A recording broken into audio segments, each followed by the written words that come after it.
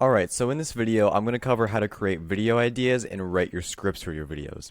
What you're covering in each video is an extremely important aspect of YouTube growth since some topics will resonate much better with audiences than others. So let's jump right into that. First thing that you need to consider is who is your audience and what are they searching for on YouTube. The best way to start with this is by looking at your clientele from the past year or so and then seeing what was common among most of them. So demographics like age or gender, then interests, and most importantly, their pain points. What is going to motivate them to purchase?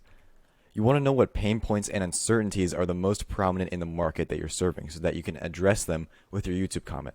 This will then fuel what they search for on YouTube and what the YouTube algorithm recommends to your target audience. So you want to be that person that's showing up on the YouTube search results, even on the Google search results as a YouTube video, that addresses their deepest concerns, and then they'll definitely thank you for it and maybe give you a call.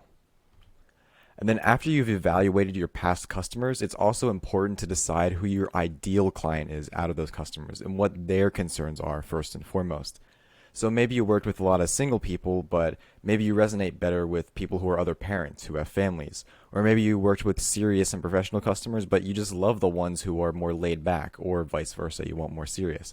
So that will have a huge impact on how you style and create your videos to attract the right kind of customer. And you want to be producing content that is genuinely helpful to your ideal customers. So don't just make a buy my stuff video like a product showcase or a 30-second testimonial, because no one is going to be searching for that on YouTube really. Organic YouTube growth isn't the place for that because people are looking for valuable, relevant videos that will help them solve their problems, maybe entertain them a little, and answer their questions. And what those topics are really vary depending on your industry, but there are some universal ideas here. And those include how-tos, pros and cons, the cost of, comparisons, things to know before, and interviews or Q&As. And don't sugarcoat your videos. Be honest about the benefits, drawbacks, and difficulties about a certain subject. Yes, you may love something and want to show how great it is so that people will love it too and that they'll buy from you.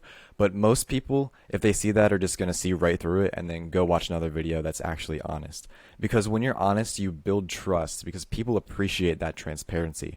It's just a pattern disruption from the typical salesy BS that they see on the internet and in advertisements all the time. So in videos like your pros and cons, cost of, and things to know before, it's okay to be honest about the drawbacks of your service. It might even encourage them to reach out because they could use your help in navigating these difficult issues.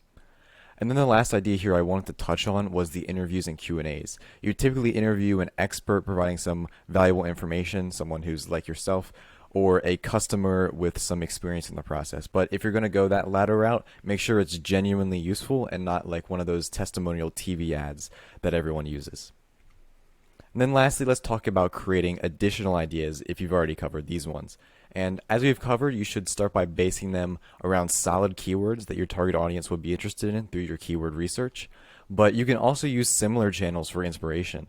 Now, don't go down the rabbit hole of copying people's content verbatim because obviously that will come back to bite you at a later date through copyright strikes and loss of reputation. But get a general idea of what video topics work for people, why they worked, what you liked about their videos, and what you didn't like. This process of reverse engineering rather than copying will build up your marketing skills and make you more intelligent at creating content in the future.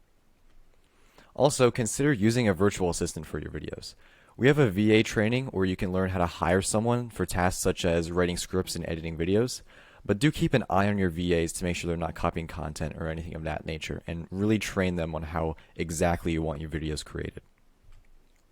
Alright, so those were some ideas for creating content for YouTube videos, and I hope you found this video helpful. I'll see you in the next one.